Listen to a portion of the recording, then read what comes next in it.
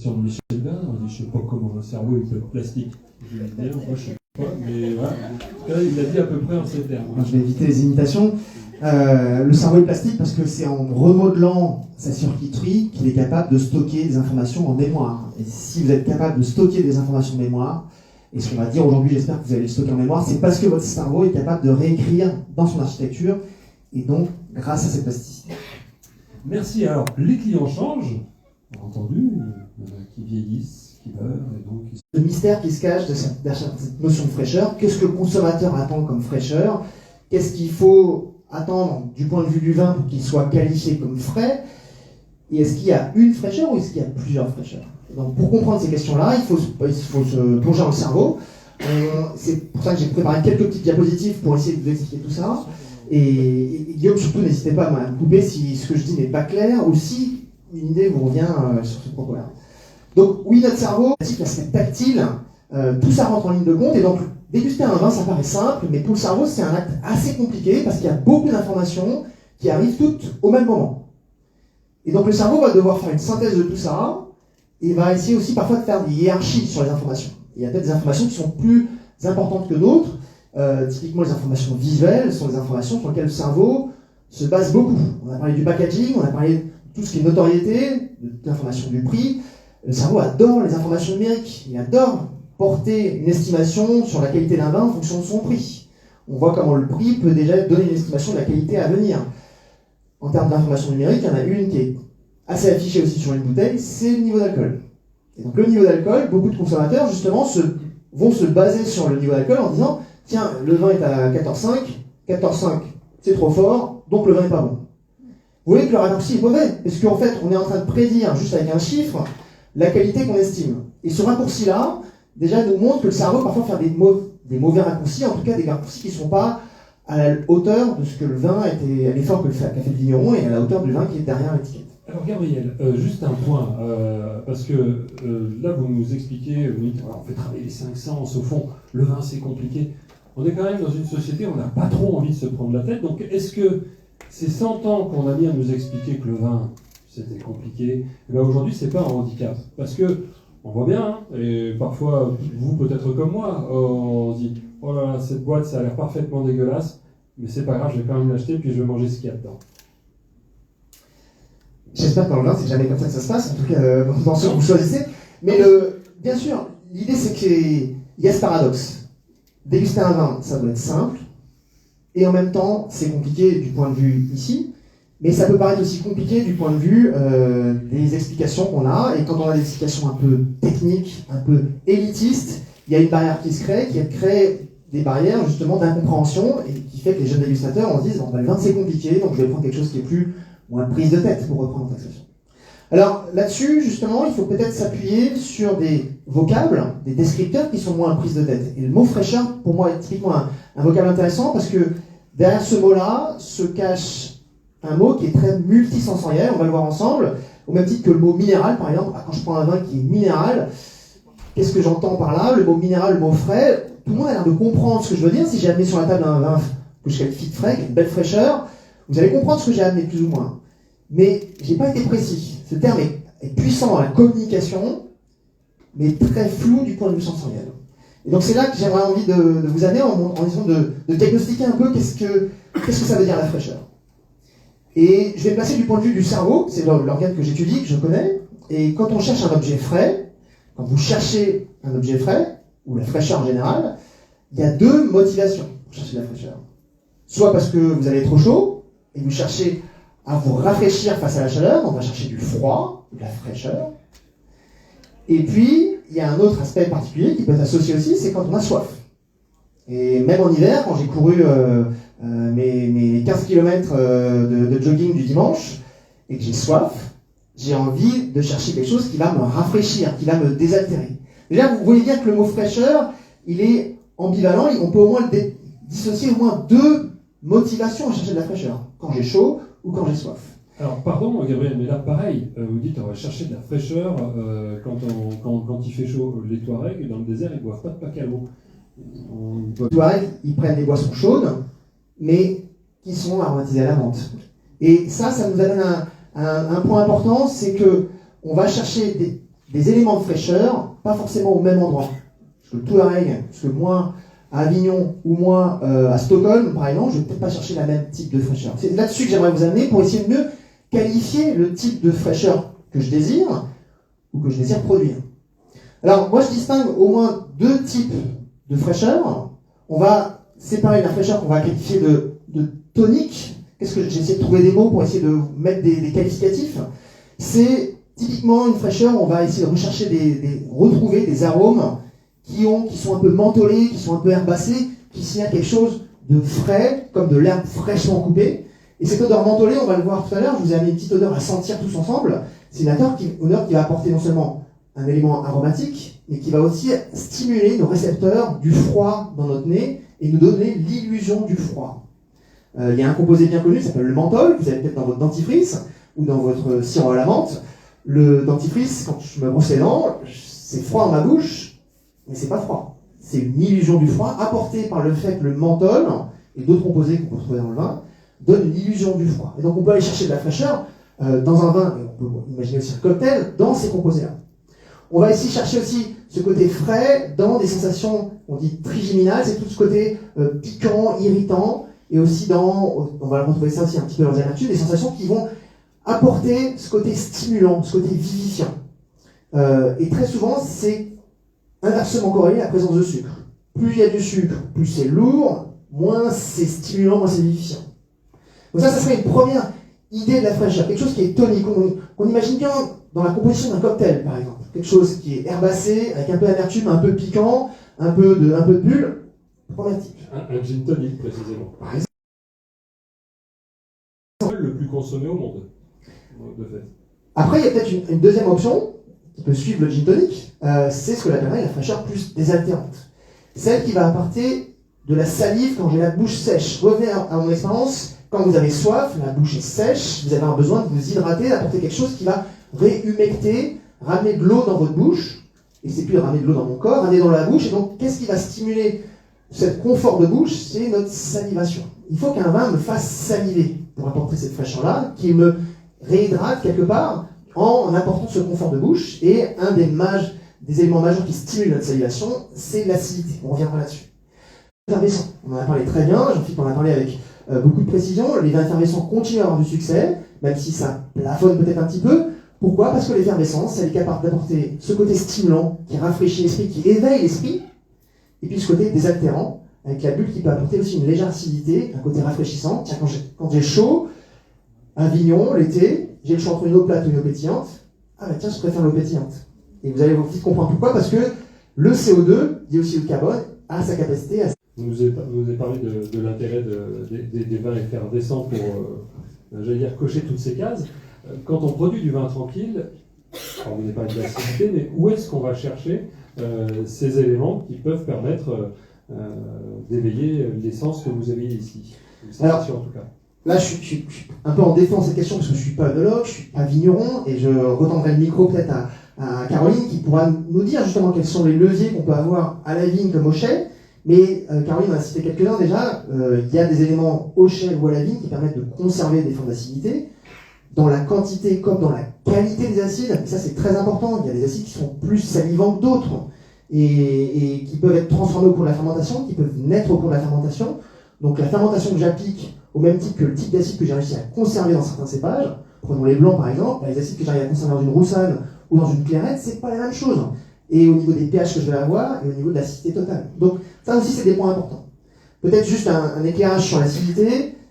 Qu'est-ce qui définit l'acidité que je vais ressentir? Est-ce que le pH du vin est finalement la meilleure lecture de l'acidité que je vais ressentir? Pas forcément. Notre bouche a des capteurs d'acidité qui ne sont pas des capteurs de pH.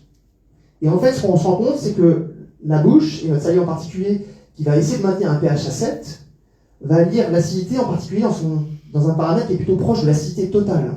Plus j'ai un vin à acidité totale élevée, plus je vais avoir l'impression que c'est plus acide. À pH égal.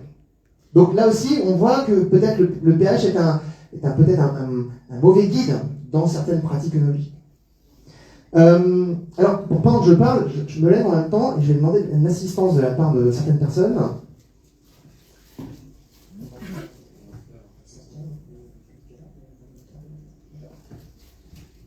Donc pendant que je parle, on va vous faire circuler une petite touche à sentir, des petites touches de parfumeur, dans lesquelles j'ai mis une molécule pure qu'on peut retrouver dans le vin, et j'aimerais qu'on la sente tous ensemble, et qu'on qualifie un petit peu ce qu'on sent un petit peu là-dedans.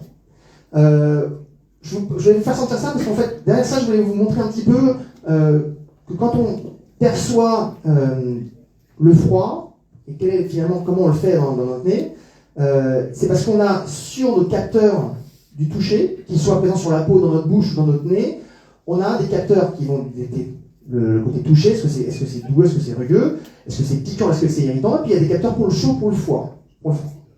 Le capteur du chaud, certes il cherche la température, mais il peut être trompé par des composés que l'homme a trouvés dans la nature, typiquement le piment. Le piment, la capsaïcine. Alors, voilà, si on y arrive, ce sera très bien comme expérience. Oh, Michel.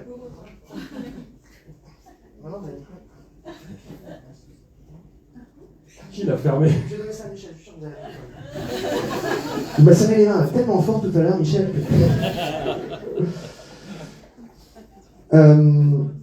Oui, donc parmi nos capteurs, on a un capteur pour le froid. Je vais dans la voiture, je vais à la voiture. Non, mais vous allez réussir, je suis sûr. Qui c'est qui a une bonne poigne, qui peut bien essuyer le flacon Voilà, pour pouvoir réussir à. Hein, sinon. Le capteur du froid, donc, il peut être activé aussi par des molécules et donner l'illusion du froid. On a parlé du menthol. Et dans le cas du vin, on trouve relativement peu de Il menthol. faut quand même qu'on applaudisse monsieur. Attention, quand vous lui serrez la main. Alors le récepteur le menthol qu'on trouve dans votre dentifrice, on n'en a pas beaucoup dans le vin, c'est pas quelque chose qu'on trouve de manière concentrée. Par contre, on va retrouver des composés de la famille du cinéole, notamment un composé qui s'appelle le 1,8-cinéole, qui est à la fois une odeur et à la fois un composé qui peut activer notre récepteur du froid. Il a un petit nom, il s'appelle TRPM8, peu importe, et donner l'illusion du froid. Ce composé-là, il peut venir du vin, il peut être accumulé au cours de la fermentation, il peut être aussi parfois avoir des origines exogènes, cas typiques des vins australiens, qui parfois vivent à l'ombre de certains eucalyptus. Et les eucalyptus, parfois, il y a des feuilles qui tombent dans la machine à vendanger, tout ça, ça passe dans la cuve, et puis on se retrouve avec une petite macération de feuilles d'eucalyptus qui apporte ce petit composé-là, qui, en nom vernaculaire, un 8-cinéole, ça s'appelle. Vous allez sentir cette touche, c'est non seulement d'analyser sa présence de l'odeur, mais essayer de ressentir aussi, sans le mettre dans la bouche, hein, bien sûr, ni de l'enfoncer dans le nez, c'est pas un test Covid ce truc-là. C'est le but du jeu, c'est juste de savoir si vous êtes bien capable de mesurer cette sensation de fraîcheur que vous avez quand vous respirez. Ce côté frais, quand vous inspirez fortement, vous allez sentir que la muqueuse détecte ce côté-là. Et ça, on peut imaginer qu'on peut avoir la même type de sensation après en bouche. Alors, j'ai parlé du récepteur du froid, il y a des composés qui peuvent l'activer. Par contre, cette note fraîche, ce côté caractère frais, ouais, ça, mentholé, on a envie de dire. Avec cette note un peu plus résineuse peut-être sur cette note d'eucalyptus, qui peut rappeler la garrigue un petit peu. Ça me rappelle surtout quand j'étais petit, qu'on me mettait un torchon sur la tête avec un bol bouillant avec ce truc dedans. Ah bah oui, l'inhalation pour déboucher le nez à la base d'eucalyptus, voilà, ou je sais pas, ça paraît penser à un baume décontractant par exemple. Même idée, même effet. Ces composés qui vont refroidir vont en fait avoir le même effet que le froid et faire des vasoconstrictions un petit peu. Donc voilà, attention, la composition va donner l'illusion du chaud. C'est ça qui est important à retenir. Je ne sais pas si au sens de l'OIV, on peut introduire des molécules de ce type. Techniquement, on n'a pas le droit, ça fait pas partie du codex de l'OIV, mais on peut en trouver qui ont leur origine dans le vin, dans les raisins ou dans les éléments qui sont autour du raisin. On peut en trouver qui sont générés dans la vin. Alors, je passe maintenant au côté désaltérant. Et pour moi, c'est plus intéressant, c'est celui personnellement, j'ai une affinité pour ce type de fraîcheur-là. C'est celle qui va stimuler ma salivation. Moi, j'ai envie que quand je prends un vin, le vin m'apporte une salivation, m'apporte un confort de bouche qui va m'inviter à prendre une nouvelle gorgée. Je veux pas qu'un vin m'assèche la bouche, je veux qu'un vin m'apporte une deuxième gorgée qui m'invite aussi à créer du confort pour prendre une deuxième bouchée de ce que j'ai devant moi au restaurant. Et se pose la question de qu'est-ce que c'est que cette salive. Alors la salive, c'est vraiment un objet qui est sous-estimé dans notre vie. C'est les deux qu'on déguste ensemble. Et les deux interagissent, et c'est peut-être pour ça qu'il faut essayer d'interroger un petit peu à quoi sert cette salive et quelle est sa composition. Et alors, précisément, est-ce que, puisqu'on a une salive différente, elle peut être aussi différente, j'allais dire, d'un jour à l'autre en fonction de De quoi? De ce qu'on a bu, mangé la veille, le matin même? Ça se joue à 2h, à 5h, à 12h? On va y venir parce que c'est un point important, on n'a pas tous la même salive. C'est un juste remarque ce que je vais dire pour moi, où que les vignerons aident les dégustateurs à apprendre à se connaître. Alors la salive, qu'est-ce que j'ai dedans? Dans la salive, j'ai beaucoup d'eau. C'est quoi la salive? Techniquement, c'est un gel visqueux élastique qui va lubrifier notre bouche, qui va me permettre de parler et surtout d'accompagner le bol alimentaire. Il y a des ions, il y a pas mal d'ions, calcium, phosphate, potassium, un peu de sodium aussi. On trouve beaucoup de calcium parce que nos dents sont faites en phosphate de calcium et du coup, comme ça, les glandes salivaires créent un contexte qui empêche nos dents de se dissoudre dans la salive. Et puis on trouve beaucoup de protéines. Alors, les derniers séquençages protéomiques de la salive amènent des chiffres qui sont un peu vertigineux. Il y en a 3400 protéines différentes. Sur ces 3400, on en a identifié au moins 1200 qui viennent pour partie de nos gènes, qui sont produits par notre corps et par les glandes salivaires, mais aussi par les bactéries qui peuplent notre bouche. Et dans notre bouche, il y a pas mal de bactéries qui sont ici pour occuper un espace, qui empêchent à d'autres pathogènes aussi de prendre cette place aussi. C'est tout le microbiote oral, mais qui peuvent parfois participer aussi à cette composition. Et qu'est-ce qui stimule beaucoup la salive? Selon vous, qu'est-ce qui stimule beaucoup votre salive? Pensez à un jus de citron. Quand vous prenez un jus de citron, voilà, le facteur qui stimule le plus la salivation, c'est l'acidité.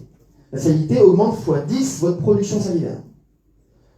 Derrière l'acidité, qu'est-ce qu'on a en deuxième? On a la saveur umami. Alors ça va paraître un peu du chinois, en l'occurrence du japonais. C'est une saveur qui passe par un capteur qu'on a dans la bouche qui détecte la présence de certains acides aminés et de certains nucléotides. Les acides aminés, ce sont les briques qui composent nos protéines. Les nucléotides sont ce qui composent notre matériel génétique. Toute l'ARN, l'ADN est composé de nucléotides. Donc, dans notre bouche, on a un capteur qui détecte ça. Et donc dès que les protéines sont dégradées, coupées en morceaux, que ce soit des protéines du lait dans un vieux fromage, un vieux jambon par exemple, ou quand je fais un bouillon de plusieurs heures, je casse mes protéines en morceaux et mon bouillon, il a un goût de bouillon. C'est ça la saveur umami. Faire votre conférence en parlant d'une notion un petit peu floue mais acceptée de tous, qui est la minéralité, que personne n'arrive bien à définir, mais qui est très vendeuse. Alors on essaiera d'y répondre tout à l'heure. Alors, juste un point important, pourquoi je parle de salive? On a différents types de salive parce qu'on a différentes glandes salivaires. Là, je vais rentrer un peu dans le détail anatomique, mais ici, au niveau de votre molaire, vos molaires ici, arrive un petit canal qui libère beaucoup de salive, qui sont libérés par les glandes parotides. Vous les voyez ici, ces grosses glandes ici. Dès que je prends un jus de citron, ou une tranche de citron, ça salive. Où est-ce que ça salive? Ça salive un peu sur les côtés ici. Parce que c'est ces glandes-là, en particulier, qui travaillent à libérer une salive qui est très liquide, très fluide, qui répond beaucoup à l'acidité. C'est ce que j'appelle un peu une salive qui va rincer le palais, qui va calmer l'acidité pour faire l'effet d'une chasse d'eau, si vous voulez, pour enlever cette acidité-là. Donc beaucoup d'eau, parce qu'une salive très liquide qui peut être produite très rapidement. Et puis à l'avant de la bouche, on a d'autres glandes, sous la langue et en particulier aussi au niveau des lèvres. Si vous tournez vos lèvres devant un miroir, vous allez voir des petits points rouges, un peu protubérants. C'est des glandes salivaires qui produisent un autre type de salive, qui celle-ci est plus produite en réponse à l'umami. Et cette salive, elle est beaucoup plus épaisse, plus riche en protéines. Elle est plutôt produite à l'avant de la bouche. On a l'impression d'avoir un voile qui occupe l'avant de la bouche, et c'est plutôt en réponse à l'umami. Ce que je veux dire par là, c'est que pour vous qui êtes certainement dégustateur professionnel ou amateur, lire sa salive, écouter sa salive, c'est savoir comment le vin me fait réagir. Et aussi, en lisant la salive, je peux savoir un petit peu la composition de mon vin. Donc, écouter notre salive, ça a au moins deux intérêts pour ça. Alors, là, j'essaie de prendre les choses un peu séparément. Mais beaucoup de choses arrivent en connexion. On a parlé du cerveau qui intègre les informations les unes avec les autres. On a parlé du prix, des index numériques, de l'alcool par exemple. Je vais prendre deux exemples aussi qui sont importants. La perception qu'on peut avoir du vin peut être initiée par des éléments qui sont à la fois dans la bouche et dans le nez. Je prends un exemple. Si j'ai une solution un peu sucrée, et que cette solution sucrée, dans un des deux, je mets dans deux verres par exemple, et dans un des deux verres, je glisse une petite goutte d'arôme vanille. Et je vous donne ces deux verres, et je vous demande quel vin le plus sucré. Quelle est la boisson la plus sucrée? Vous allez me répondre, celui qui a la vanille, j'ai l'impression qu'il est plus sucré. Il est plus sucré parce que dans votre tête, vous cumulez le sucre que vous sentez dans la bouche avec aussi le sucre virtuel que vous avez associé avec la vanille. La vanille, c'est un arôme qu'on a associé à la pâtisserie, au monde du dessert, et donc on associe plutôt au sucré. On a la même chose aussi dans l'autre sens. Il y a des arômes qui peuvent diminuer la perception du sucre. Et vous voyez où est-ce que je veux en venir là? C'est qu'à un moment, on peut utiliser aussi l'aromatique pour diminuer les perceptions qui peuvent être peut-être un peu saturantes, trop masquantes. Et si un vin a peut-être trop de sucre quelque part, ou pas en sucre résiduel, mais en sucrosité en global, je peux utiliser des arômes pour peut-être renforcer ou stimuler ce volet-là. Dans le graphique qui est là, par exemple, qui se trouve ici dans mon dos, la perception de la sucrosité ressentie pour une même solution sucrée, elle peut diminuer si les composés amers, en même temps amers, des composés qui donnent l'illusion, qui sont associés à l'amertume, mais qui ne sont pas amers en tant que tels. Imagine l'odeur d'une feuille fraîchement coupée, par exemple. Alors si je mets une odeur fruitée, je vais avoir l'impression que ma boisson est plus sucrée. Et en parfumerie, c'est toujours intéressant. Moi, j'aime bien discuter avec les parfumeurs. Pour moi, c'est vraiment les experts un peu des odeurs. Au niveau des parfumeurs, quand on leur parle de fraîcheur, ils ont tout de suite aussi une classification bien précise. Ils aiment bien séparer justement ces odeurs qu'ils appellent rafraîchissantes, qui sont typiques. Cette odeur typique qu'on peut retrouver, par exemple, dans des huiles d'olive, par exemple, des huiles d'olive aux fruités verts, par exemple. C'est cette idée-là, qu'on a quelque chose qu'on vient de briser et qui est tout frais à porter à mon nez. L'idée de temps, en fait. Et à l'opposé de ça, c'est là qu'on enlève et qu'on écarte les odeurs qui sont plutôt oxydées. Et dans le monde du vin, contre l'oxydation, il y a cette notion de réduction. Ça vous parle, ça? Et donc, justement, des notes qui vont être un peu plus réductives, apporter des notes qui sont contre la fraîcheur, qu'il faudrait éviter quelque part si je veux souligner la fraîcheur. Toutes les notes de fond qui sont un peu persistantes, sucrées, balsamiques, comme la vanille par exemple, qui sont riches, un peu boisées, un peu animales, un peu oxydatives, sont des notes qui sont, j'ai envie de dire, à fuir si je veux conserver ce message de fraîcheur dans mon vin. Donc vous voyez, c'est plusieurs paramètres sur lesquels je peux jouer déjà. Mais le nez prédispose la bouche à déguster, et le message que j'envoie déjà dans mon nez sont déjà en train d'envoyer ou de confirmer un message de fraîcheur. Une manière de s'en rendre compte, c'est de faire un petit exercice d'illusion mentale entre guillemets ensemble. Vous voyez ce citron qui est là? On va essayer tous ensemble d'imaginer l'odeur de ce citron. Si je regarde ce citron avec vous, et que j'essaie d'imaginer l'odeur de ce citron, l'odeur du zeste, l'odeur du citron fraîchement que je viens de couper avant de l'utiliser, par exemple sur une préparation, si vous vous concentrez sur cette odeur de citron que vous êtes en train de convoquer virtuellement dans votre tête, qu'est-ce qui se passe dans votre bouche? On salive. Eh ouais, on salive parce que virtuellement, cette odeur que vous avez convoquée du citron, elle est associée dans votre tête à l'acidité.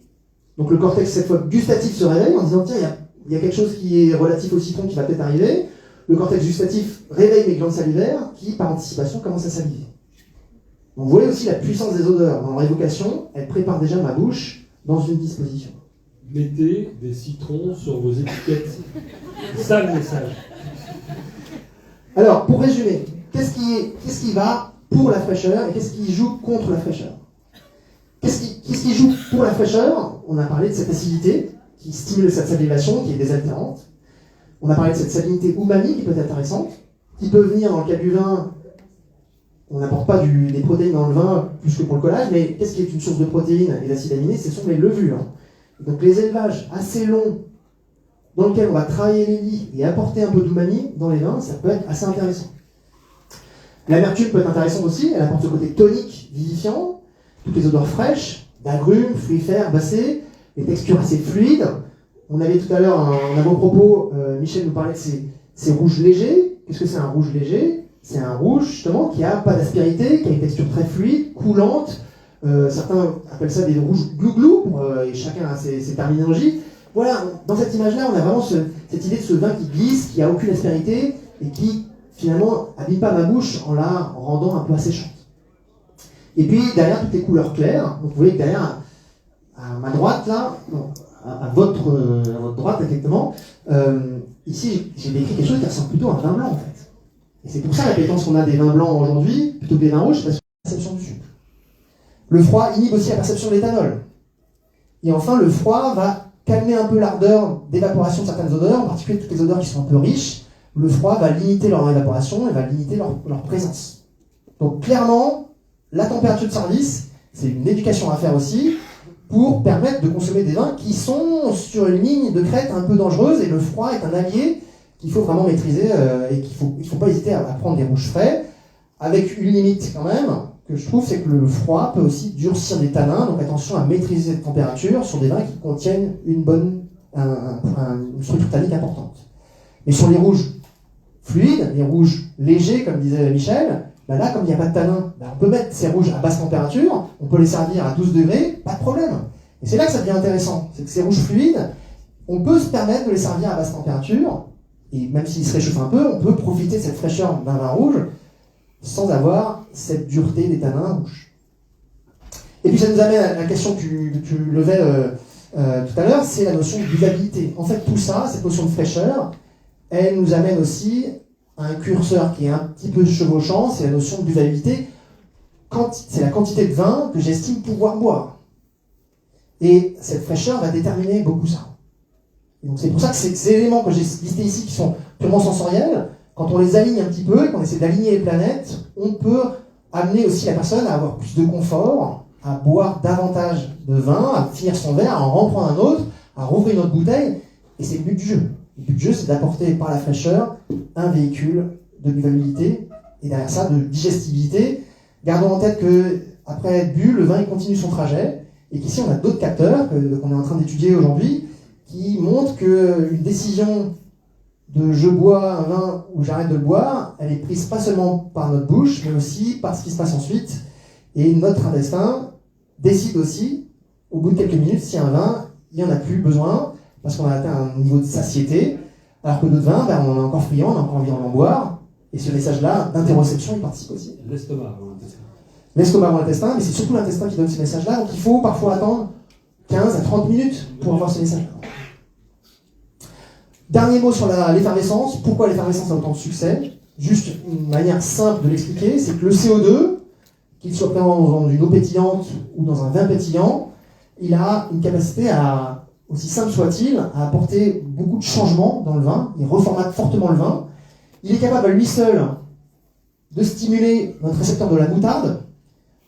Servez-vous une verre de vin pétillant, de vin effervescent, et reniflez le verre juste après avoir servi, vous allez voir que ça pique le nez, il y a une piqûre carbonique, comme on appelle ça, qui en fait signale que ce composé-là est un composé irritant qui active la même récepteur que la moutarde. Et donc ça vous réveille quelque part. Ensuite, le CO2 a une capacité à stimuler indirectement la perception de l'acide. Chacune de nos cellules qui détectent l'acidité dans nos papilles gustatives ont à leur surface une petite enzyme qui, dès qu'il y a un peu de CO2 qui arrive, l'enzyme transforme ça en un ion hydrogénocarbonate, peu importe son nom, et un ion H+, un ion hydrogène, un ion qui détermine le pH et qui va être détecté par ma cellule. Et du coup, une eau pétillante va être plus acidulée, je mets des guillemets, elle est ressentie comme plus acidulée parce qu'il y a ce mécanisme actif d'illusion de l'acide. Le pH d'une eau plate ou d'une eau pétillante, ça peut être rigoureusement le même, mais celle-là va être ressentie comme plus acide. Puis dernier point important, le CO2, il a une capacité à potentialiser la perception du froid. Si j'ai quelque chose qui est frais, quand j'ai des bulles dessus, j'ai l'impression qu'il est encore plus frais qu'il l'est déjà. Et il y a aussi ce petit effet un peu engourdissant. Vous avez parfois quand vous prenez une eau pétillante ou un vin pétillant, ce côté engourdissant qui vous rappelle l'engourdissement que vous avez quand vous avez un objet froid, un glaçon dans la bouche par exemple, qui en fait est mimé, qui est donné par une illusion du CO2. Donc vous voyez que le CO2, c'est un levier intéressant, ça coûte pas cher, moins cher que de désalcooliser un vin, et ça peut rapporter gros parce que ça a des effets assez puissants sur notre perception, mais ça reformate complètement l'objet. C'est plus du tout un vin tranquille, c'est un vin effervescent, c'est une autre catégorie. On l'a bien dit tout à l'heure, c'est deux ambiances différentes. Donc voilà, j'en ai fini. Guillaume? Merci Gabriel.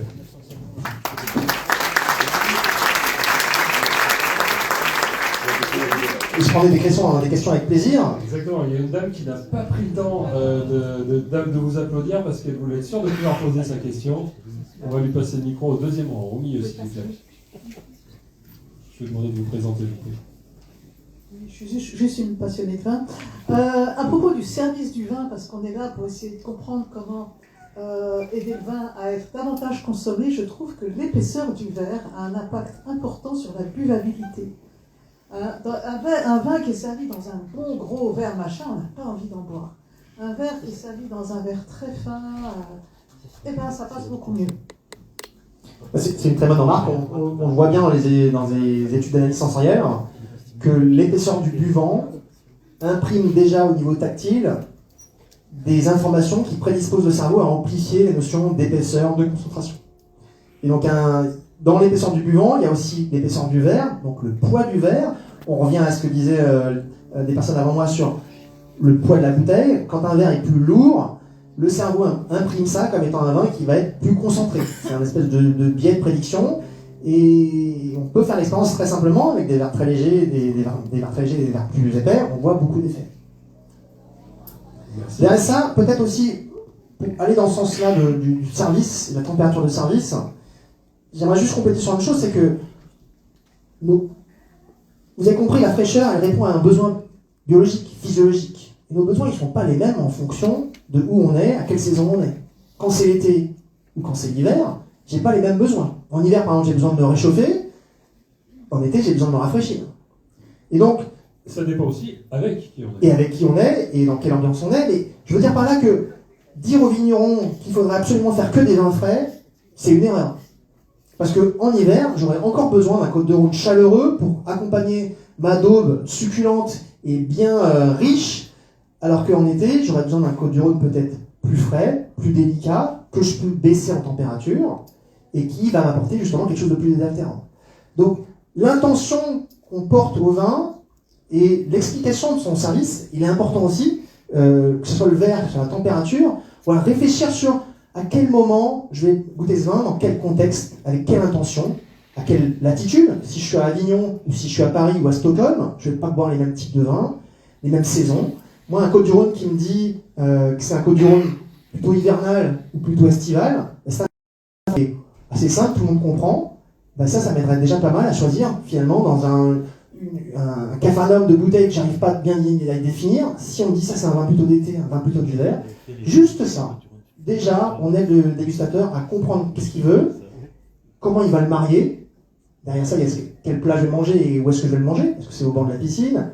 Est-ce que c'est avec des choses légères ou des choses plus nourrissantes? Voilà, des idées comme ça. Il faut qualifier un peu nos vins, aider le consommateur à se repérer. Et si on peut le faire sur des référentiels que tout le monde comprend, la fraîcheur, la saison, peut-être des plats, voilà. C'est des choses qui vont aider les personnes à comprendre qu'est-ce qui se cache derrière le vin, quel message le vin veut porter. Madame. Merci, super intéressant. Lydie Gianot, je suis sommelière. Tu as fait tout à l'heure une référence à la rafle qui pouvait rafraîchir. Est-ce que tu peux nous en parler un peu plus? Bien sûr. Et puis, Caroline, surtout, le micro est à toi aussi, si tu veux compléter sur l'aspect aussi viticole. La vendange entière, est-ce que c'est une solution? Moi, du point de vue sensoriel, quand je discute avec des vignerons qui m'expliquent qu'ils travaillent cet objet-là avec assiduité, effectivement, la rafle entière, elle va permettre d'orienter les premières fermentations différemment. Il y a davantage de macération carbonique. Il y a aussi des apports de rafle qui peuvent être intéressants sur les aspects aromatiques dont j'ai parlé, les aspects légèrement végétaux. Attention de ne pas en mettre trop non plus, parce que la rafle peut apporter une amertume aussi, en fonction de la maturité. Attention à la rafle aussi, parce que c'est pas une solution miracle. La rafle, elle contient beaucoup de potassium, et le potassium, c'est un objet qui va faire précipiter l'acide tartrique, donc ça peut diminuer potentiellement un petit peu mes acidités. Donc quelque part, dans ce que je dis, ça peut être contre-intuitif, mais contre-productif aussi. Ça agit sur les couleurs, intéressant ça, parce que ça permet d'avoir des vins qui sont peut-être parfois un peu plus clairs. Donc la rafle, elle est intéressante pour moi, parce qu'elle peut apporter des choses intéressantes du point de vue aromatique, du point de vue des couleurs, du point de vue des saveurs, mais attention à ne pas tomber dans des excès ou des usages d'une rafle qui ne serait pas mûre, et on retombe sur la question de maturité, comment on fait pour aligner la maturité physiologique, phénolique et la maturité d'une rafle, encore plus difficile aujourd'hui. Donc attention, c'est pas une solution miracle, et il faut personnaliser ce travail-là. Le personnaliser, j'entends bien que c'est quelque chose qui est difficile. Un vigneron qui fait son travail, il a droit, s'il vit suffisamment longtemps pour faire son travail jusqu'à 75 ans par exemple, il va peut-être faire 50 vendanges, il a droit à faire 50 essais dans sa vie. Là où un chef au restaurant peut faire 365 x 2, 700 au moins essais de plats, de compositions. Voilà, le vigneron il ne peut pas faire beaucoup d'expérience. Et ça c'est difficile, c'est pour ça qu'on a besoin d'une intelligence collective pour aider les vignerons qui ne peuvent pas changer de cap du jour au lendemain. Effectivement, on a planté peut-être il y a 50 ans des pieds très productifs qui produisaient beaucoup d'alcool parce qu'il en manquait, et on était fiers d'avoir une bouteille qui était à 12,5, 13, c'était une valeur de qualité il y a 50 ans par rapport à un vin qui était à 11. Ben aujourd'hui, hop, les choses sont inversées. Maintenant, une bouteille qui est à 12, elle est plus de qualité, potentiellement plus de buvabilité, plus de succès qu'une bouteille qui sera à 15. Et donc, ouais, les logiciels, il faut les inverser, mais les vignerons, ils ne peuvent pas inverser les choses aussi vite que le consommateur qui change d'avis du jour au lendemain. Donc ça, cette notion de temporalité, elle est vraiment importante. Il faut aider les vignerons à trouver des moyens, peut-être d'accélérer des expérimentations, mais on ne peut pas faire ça au vignoble aussi vite qu'on le fait dans un supermarché. C'est pas possible. Caroline, photo du Bordeaux. Ouais, juste une petite précision, merci Gabriel. La grosse difficulté dans l'usage des rafles, effectivement, et puis vous l'avez souligné, c'est la difficulté de faire caler la maturité des rafles qui arrive vraiment en dernier avec la maturité phénolique des raisins. Souvent, c'est une équation assez compliquée à résoudre. Alors, on a expérimenté, essayé de trouver des solutions, et de plus en plus aujourd'hui, on travaille avec des apports partiels de rafles. Et on sent qu'on peut trouver des équilibres assez intéressants en utilisant entre 10 et 30% de rafles dans les cuves pour essayer d'apporter justement ce petit complément légèrement végétal, suffisamment pour que ce soit frais et pas trop pour que ce soit agressif, justement. Avec parfois l'idée qu'on peut, de manière un peu sophistiquée, sculpter la rafle, prendre une partie de la rafle qu'on veut. Il y a des vignerons qui ont les moyens de le faire, qui vont au sécateur découper la rafle pour enlever la tige principale et ne garder que les petits pédicelles, par exemple, pour avoir un type d'apport de rafle particulier qui va être choisi en fonction de l'état de maturité. On sait que le pédicelle mûrit plus vite que la rafle qui peut rester vert pendant plus longtemps, par exemple. Donc il y a ces idées-là, mais voilà, derrière ça, c'est cette histoire de macération carbonique, la beauté des vins sous macération carbonique qui apportent un fruité différent, qui apportent aussi des fermentations qui ne prennent pas la même trajectoire, et ça peut être intéressant. On voit qu'au niveau alcool, ça diminue un petit peu le niveau d'alcool. Ça peut être maximum 1, mais c'est grand maximum, il ne faut pas demander plus. Merci. Est-ce qu'on a une autre question, réflexion? Oui, au fond là-bas, s'il vous plaît.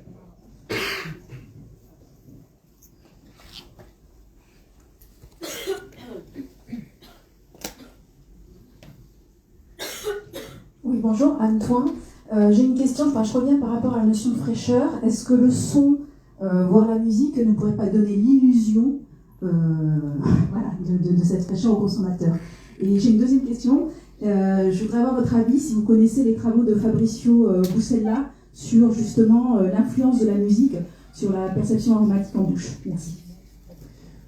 Alors, le son, pas facile d'imprimer du son sur une bouteille, mais c'est quelque chose qu'on peut faire dans un cadre particulier. On peut manipuler, entre guillemets, le dégustateur avec des sons particuliers. On se rend compte, et Fabricio a fait un travail de revue de la littérature, les personnes qui ont beaucoup étudié ça, c'est des gens qui sont à Oxford.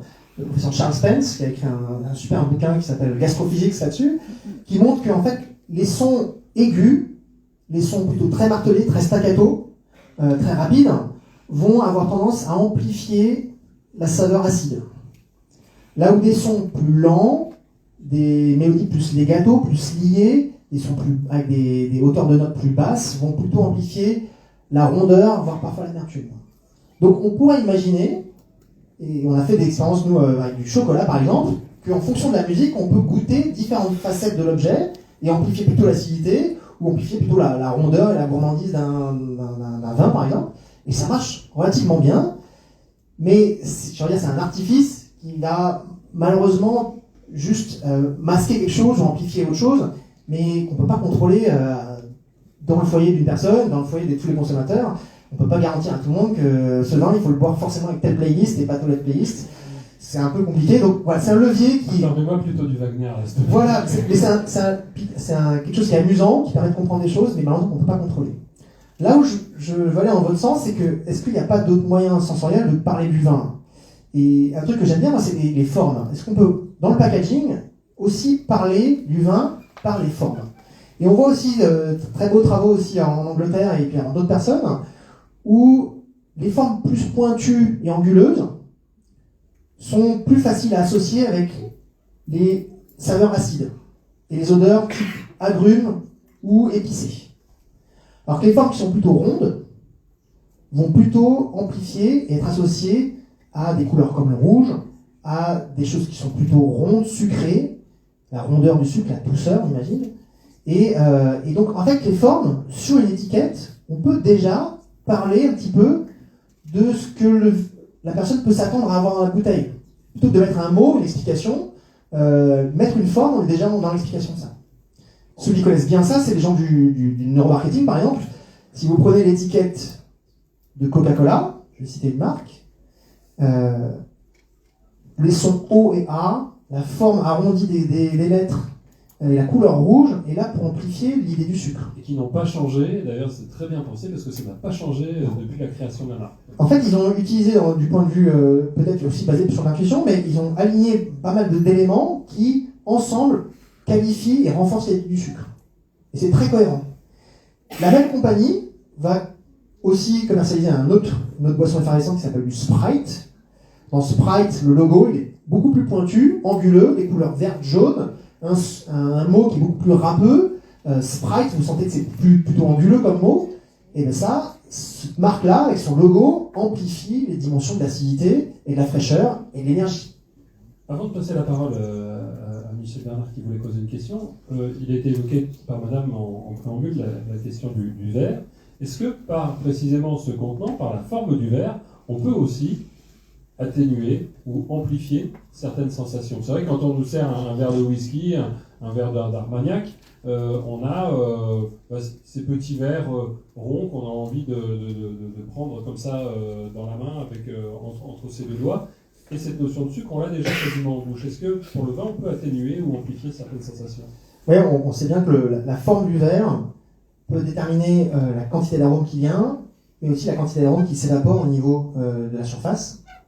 Et un point important aussi, c'est que la forme du verre va aussi déterminer la quantité d'éthanol qui va arriver ici à la pointe du verre et déterminer la quantité d'arôme que vous allez sentir.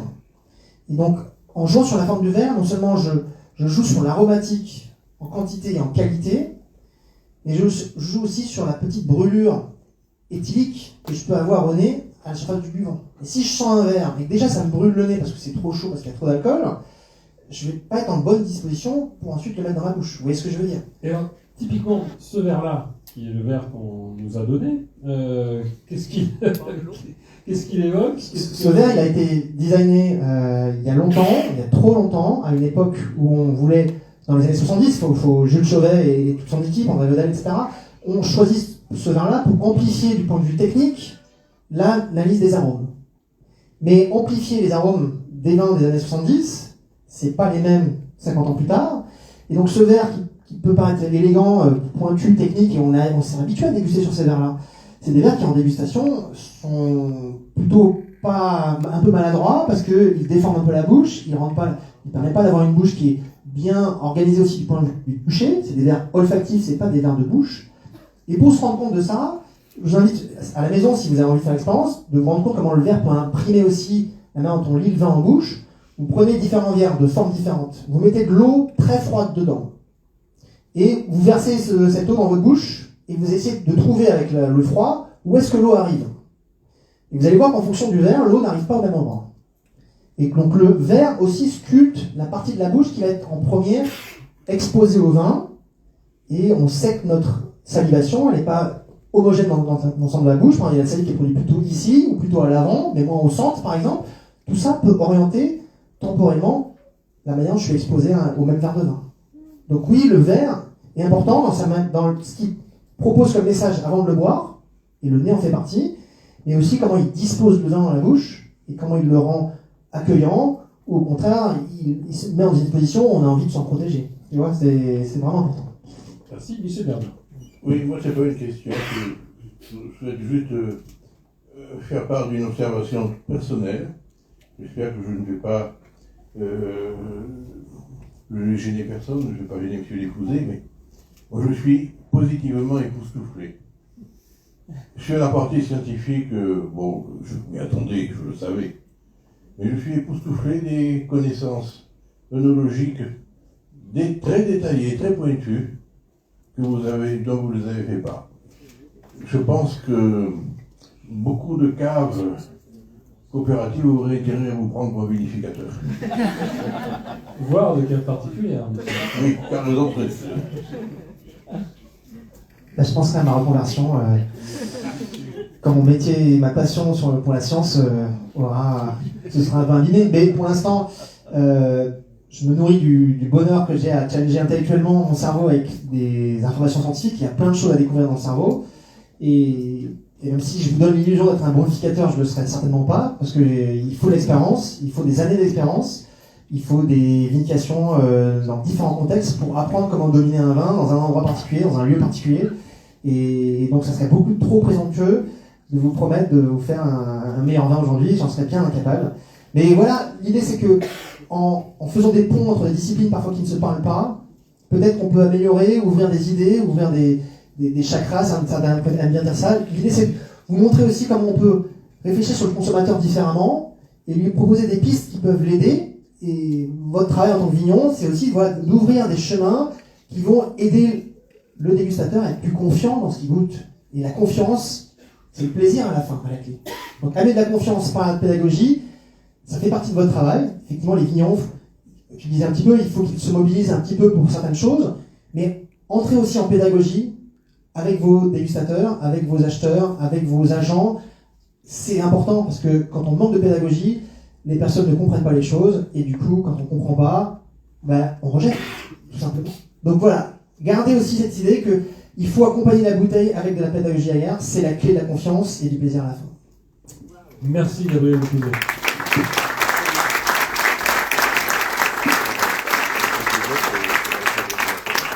Je vous propose de conclure sur ces mots.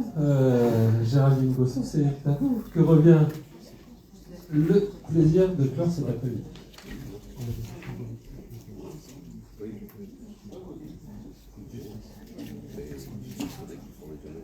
Pas très simple de passer après le film. Je vous remercie pas. Alors, quand même, je vais aussi sacrifier au rituel de remercier tout de même les intervenants. Merci à Caroline, d'abord sur la partie technique. Merci à M. Perouti qui est ici, M. Fuentes qui n'est plus avec nous, M. Gabriel, M. Lecouset et puis Guillaume pour cette animation. Et pour la richesse de ces entretiens et la transversalité un petit peu de ces débats. Alors moi j'ai la dure mission de conclure cet après-midi. Il y a quelques mois maintenant, quand on a commencé à réfléchir à ces rencontres, on avait un premier titre, on s'était dit changement climatique et viticulture. Si, il faut mettre le micro plus près du menton. Voilà. Je vais pas trop on avait un premier titre qui était changement climatique et viticulture, changement climatique et consommation, pardon, la viticulture fait sa révolution. Puis on a un peu réfléchi, on a un peu revenu en arrière en disant est-ce que vraiment la viticulture est en train de faire sa révolution. Et du coup on a opté pour un autre titre, mais ce que j'ai entendu cet après-midi, moi, me donne quand même pas mal d'espoir au final, parce qu'on voit qu'il y a quand même pas mal de pistes pour adresser les enjeux de la viticulture aujourd'hui. Alors si j'essaie de faire quand même un petit peu la synthèse de tout ce qui s'est dit, bon, il y a un constat évident, c'est que la filière viticole aujourd'hui, en France en tout cas, là je vais me concentrer plutôt sur la France, c'est un système qui est en quête d'un nouveau souffle. Et pour illustrer le point, et j'ai entendu beaucoup d'éléments cet après-midi pour alimenter ça, pour illustrer le point, je vais faire un petit parallèle décalé. Je vais vous emmener dans un autre univers. Je vais vous raconter l'histoire de la Fédération française de tennis. J'imagine qu'il y a parmi vous des gens qui jouent au tennis. Le tennis, donc c'est un sport qui se dit populaire, qui est très, très pratiqué, mais c'est un sport qui est très exigeant. C'est un sport où il faut pratiquer beaucoup, faire beaucoup d'entraînement pour maîtriser la technique, maîtriser le geste.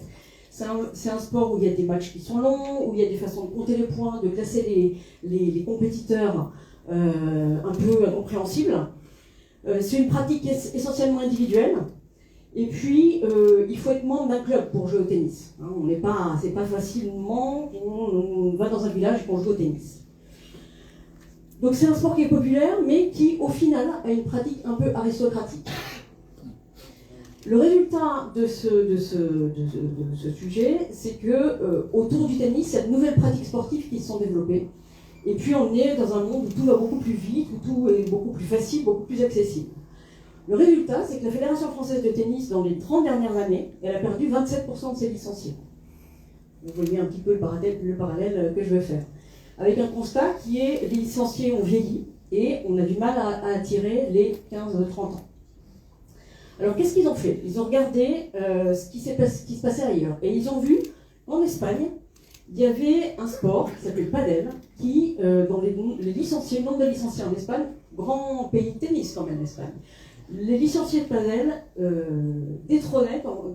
arrivaient à détrôner le nombre de licenciés du tennis. Alors la Fédération française de tennis a décidé d'intégrer le padel et de développer les nouvelles pratiques du padel et de l'intégrer au sein de sa fédération. Et aujourd'hui, alors le padel, est-ce qu'il y en a qui jouent au padel parmi vous? Plutôt des profils assez jeunes. Alors le padel, c'est quoi? C'est un sport c'est inspiré du tennis, mais c'est beaucoup plus facile d'accès. On sert à la cuillère, par exemple, donc il n'y a pas de gestuelle très compliqué comme au tennis. C'est des matchs, c'est des terrains qui sont beaucoup plus réduits, donc moins physiques, plus faciles. C'est un sport qu'on joue essentiellement en double, donc vraiment on a le côté convivial, social. Et puis il n'y a pas besoin d'abonnement pour jouer au padel. Donc depuis que le padel a été intégré dans la Fédération française de tennis, le résultat, c'est qu'en 3 ans, ils ont regagné 17% de licenciés. Et ce qui est intéressant, c'est que c'est OK de nouvelles personnes qui jouent au padel, mais en plus, ils ont augmenté le nombre de licenciés multi-raquettes. C'est-à-dire que la pratique du padel a également servi à la pratique du tennis. Alors, qu'est-ce qu'on peut... alors, cerise sur le gâteau quand même, accessoirement, parce que si des vignerons, des entrepreneurs dans la salle, accessoirement, on peut mettre 3 terrains de padel dans un terrain de tennis. Donc, en termes de rentabilité, vous pouvez imaginer l'intérêt pour l'entrepreneur. Donc, premier point, ce qui est intéressant à retirer, donc vous voyez le parallèle qu'on peut faire avec la consommation des vins, bien sûr, avec la filière. Ils se sont donc inspirés d'autres pays, ils ont inclus cette pratique, ils ne l'ont pas exclue, ils n'ont pas dit « oulala, Valero-Trot, c'est pas du tennis », pas chez nous. Non, ils ont dit venez chez nous, venez à la Fédération française de tennis et vous allez arriver au tennis par un autre chemin. Et ça, je trouve ça assez inspirant comme expérience. Pour la filière vin, on a la même problématique, baisse de la consommation, vieillissement de nos consommateurs. On va le voir ici. Voilà. Excuse-moi. On a tendance un peu à se ghettoiser sur des consommateurs de plus en plus seniors. Et ce qui est intéressant, ça c'est une étude intéressante qu'a fait l'agence Tout le Vin sur la consommation du vin, en étude plutôt qualitative. Et on voit que les publics les plus jeunes ont tendance à considérer le vin comme vraiment une boisson emblématique du patrimoine et de la culture, là où les publics les plus âgés considèrent le vin comme une boisson symbole de convivialité et de partage. Donc cette position centrale que le vin occupait dans le partage, aujourd'hui, les jeunes ne partagent plus cette perception-là. Donc, comment est-ce qu'on peut faire le parallèle? Il faut donc, le vin doit faire cette révolution, au final, cette révolution que la Fédération française de tennis, d'une certaine façon, a fait avec le padel. C'est quoi le padel du vin demain?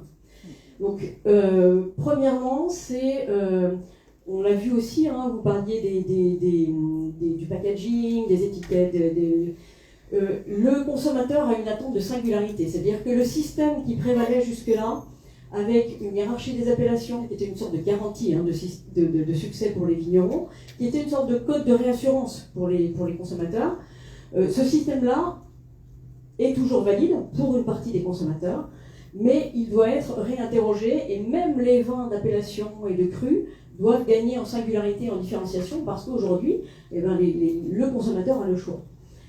Mais à côté de ces vins culture, patrimoine, il faut assumer qu'on a une deuxième catégorie de vins et qu'on doit développer, sur lequel il y a du travail à faire en France. On est très fort sur cette première catégorie en France, les vins de culture. On est un peu moins spécialiste de ces vins de boisson et de plaisir qui doivent séduire les jeunes. On a un autre exemple inspirant, c'est la bière. Vous en parliez tout à l'heure, vous êtes spécialiste du vin, de la bière et des spiritueux. La bière a fait sa révolution. Dans les années 80-90, je peux vous le dire, je travaillais dans le monde de la bière. La bière, c'était ringard. Au mieux, c'était la boisson du papy alsacien. Au pire, c'était la bière des bides. Et avec cette image de l'adjudant de Cronenbourg qui était assez prégnante. Mais la bière a fait un travail sur plein d'aspects. Et vous disiez tout à l'heure, il y a beaucoup de leviers au final. Et on a beaucoup parlé de produits aujourd'hui, et c'est important, c'est quand même ce qu'on consomme. Mais la bière a actionné plein de leviers différents.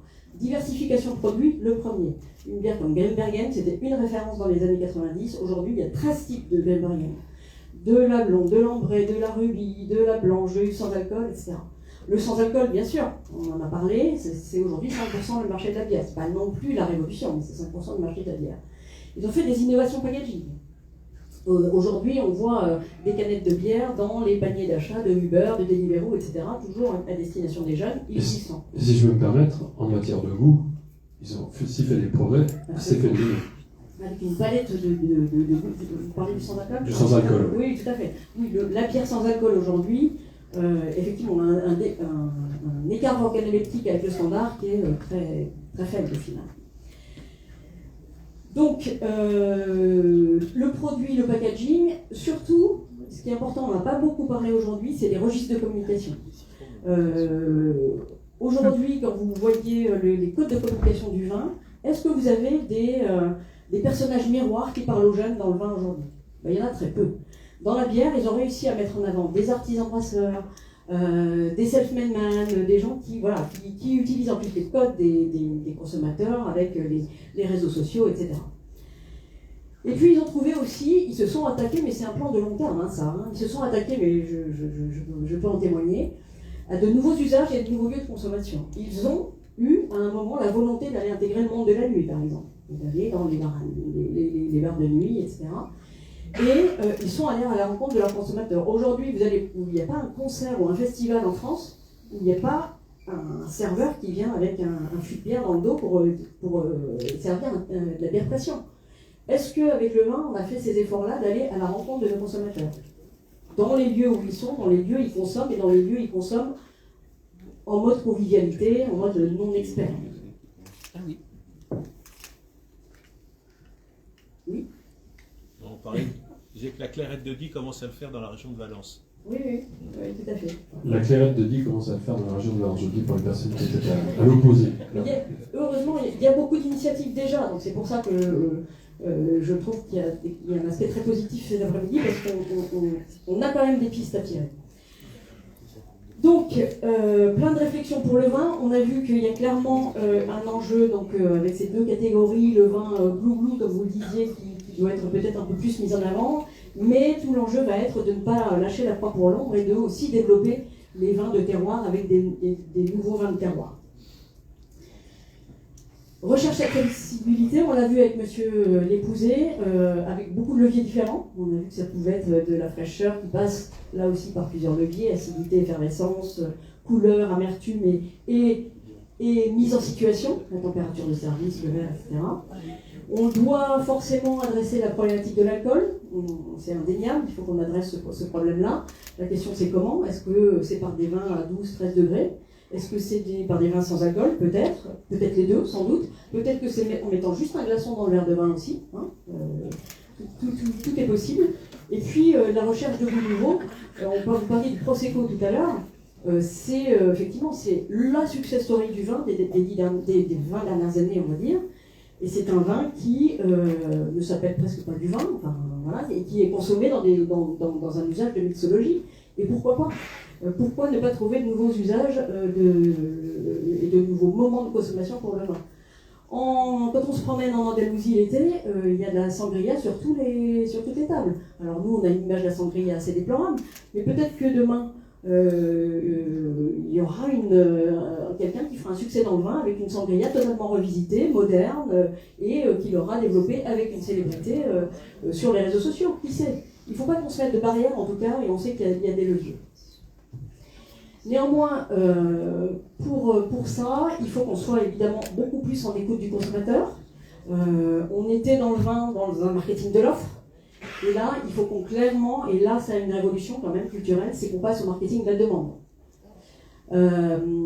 Et qu'il soit applicable au quotidien, même le vigneron dans son domaine, il faut qu'il applique cette thématique-là. Il faut qu'il utilise son fichier client pour interroger son consommateur sur une étiquette, sur un changement d'étiquette. Il faut qu'il là, il y a la rencontre de ces consommateurs pour leur poser des questions de préférence, expérimenter différents produits, etc.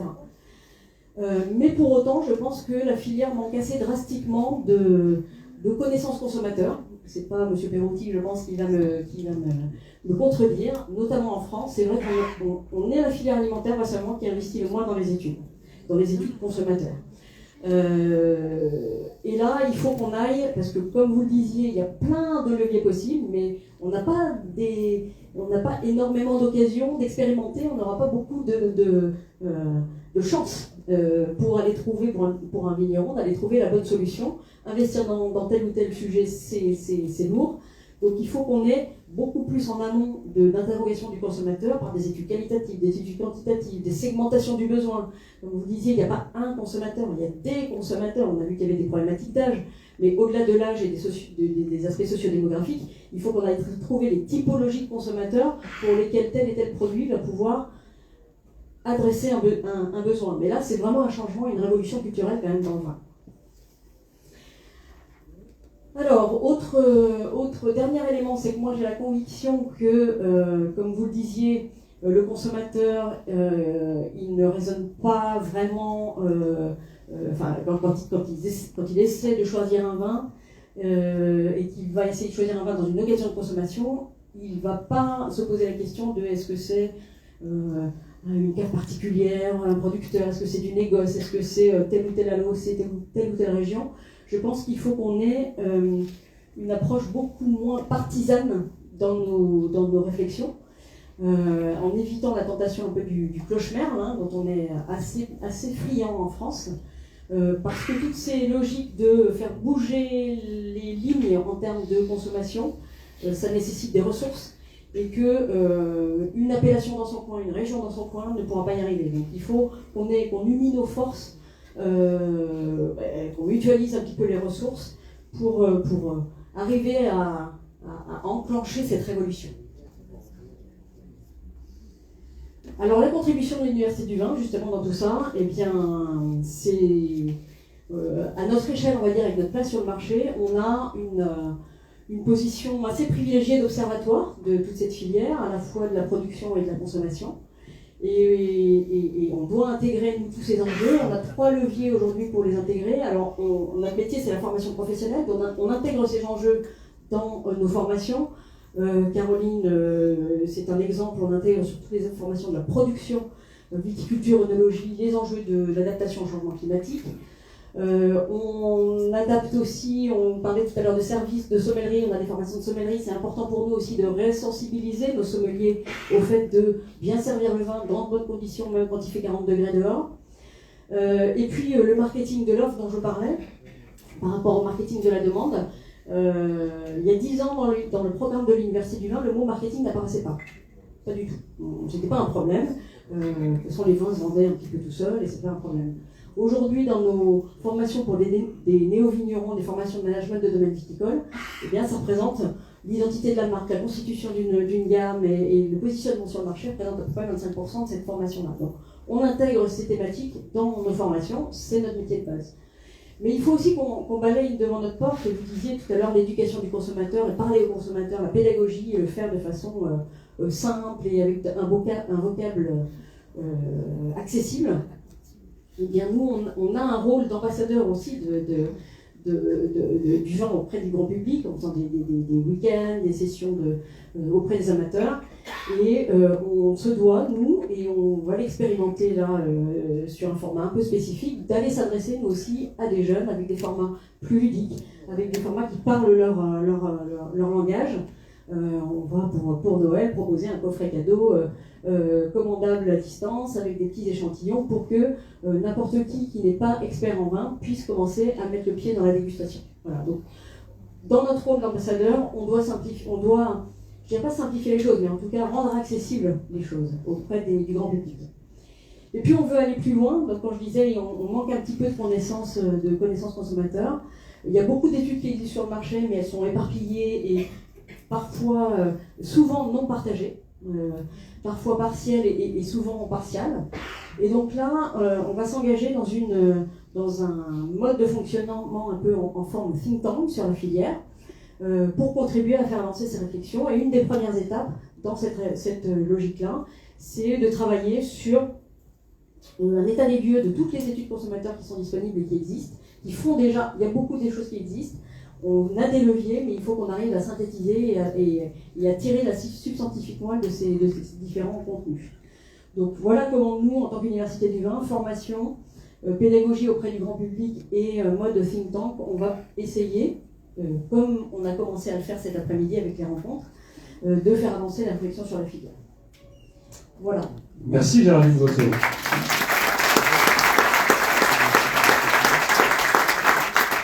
Avant de se quitter, Géraldine, vous aviez un message, parce que je crois qu'il y avait une photo. Alors il y a plusieurs messages.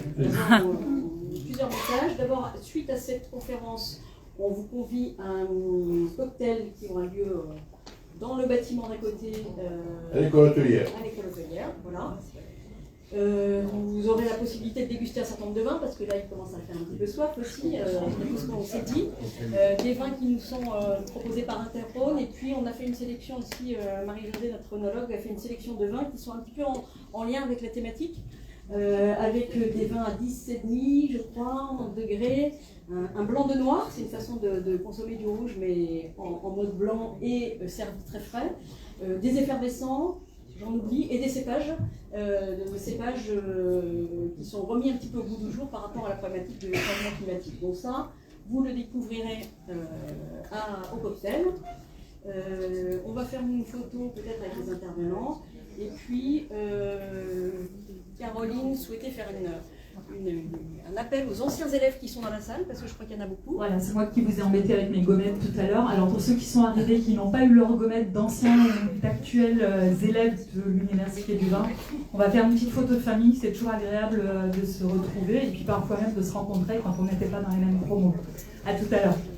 Alors, moi c'était pas prévu au programme, mais après l'excellente conclusion de Géraldine, après tout ce que j'ai entendu cet après-midi, j'ai une antienne qui me revient à l'esprit. Alors certes, aujourd'hui, nous sommes dans le cadre des rencontres.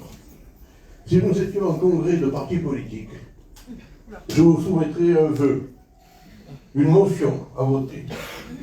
Demandez à l'INAO de remettre sur la table le projet René Renault et y réfléchir pour l'accommoder, parce qu'il faut évidemment, il a 20 ans le projet René Renault. Mais franchement, tout ce que j'ai entendu aujourd'hui va bien dans ce sens. Alors, rappelez peut-être pour les plus jeunes dans l'assistance ce qu'était que cette motion René Renault.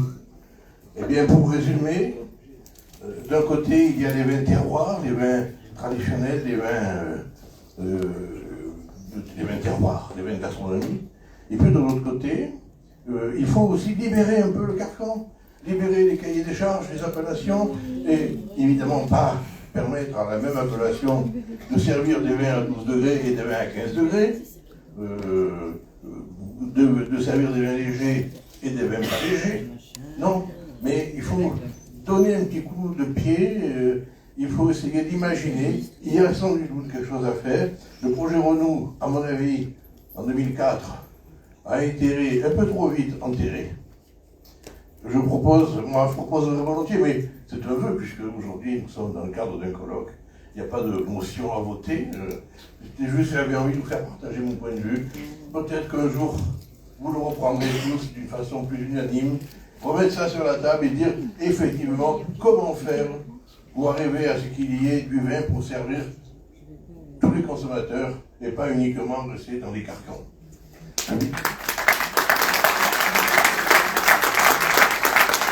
Merci Michel. On va donc tout de suite passer du projet René Renault à la convivialité Monique Ralou avec le petit cocktail qui nous attend de l'autre côté. Merci à toutes et à tous. On se retrouve là-bas pour un moment de convivialité.